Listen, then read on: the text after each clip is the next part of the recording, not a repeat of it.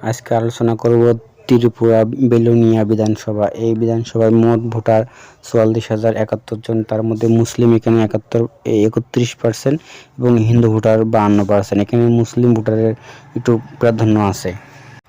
চ্যানেলটি সাবস্ক্রাইব এবং লাইক করে রাখবেন। 1972 সাল থেকে 2023 সাল পর্যন্ত এই আসনটি সিপিএম 6বার জয়লাভ করে, বিজেপি একবার, টিএমপি পার্টি একবারও পারেনি, কংগ্রেস 3বার এই আসনটি জয়লাভ করে।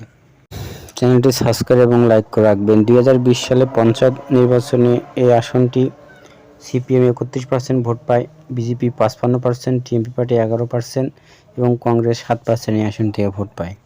চ্যানেলটি সাবস্ক্রাইব এবং লাইক করে রাখবেন। 2018 সালে বেলোনিয়া বিধানসভা প্রথমবারের মতন জয়লাভ করে বিজেপি। অরুণ চন্দ্র ভৌমিক তিনি ভোট পান 19,307 ভোট, 48% ভোট পান। সিপিএম বসুদেব মজুমদার তিনি ভোট পান 18,554 ভোট, 46% ভোট পায় এবং কংগ্রেস ভোট পায় 399 তৃণমূল কংগ্রেস ভোট পায় 323 এবং এই আসনটি 2018 সালে বিজেপি জয়লাভ করে 753 ভোটে। খুব হাড্ডাহাড্ডি লড়াই হয় এই আসন থেকে, বিজেপি প্রথমবার মতন আসনটি জয়লাভ করে।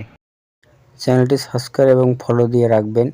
2023 সালে পুনরায় এই আসনটি সিপিএম জয়লাভ করে। সিপিএম দীপঙ্কর সেন তিনি ভোট পান 20,016 ভোট এবং বিজেপি হলো গৌতম সরকার ভোট পান 19,613 ভোট আর দিলীপ কুমার এখানে টিএমসি থেকে ভোট পান 760 ভোট। অর্থাৎ এই আসনটি মাত্র 403 ভোটে জয়লাভ করে হলো সিপিএম। চ্যানেলটি যদি আপনাদের ভালো লাগে থাকে সাবস্ক্রাইব এবং লাইক করে রাখবেন। ধন্যবাদ।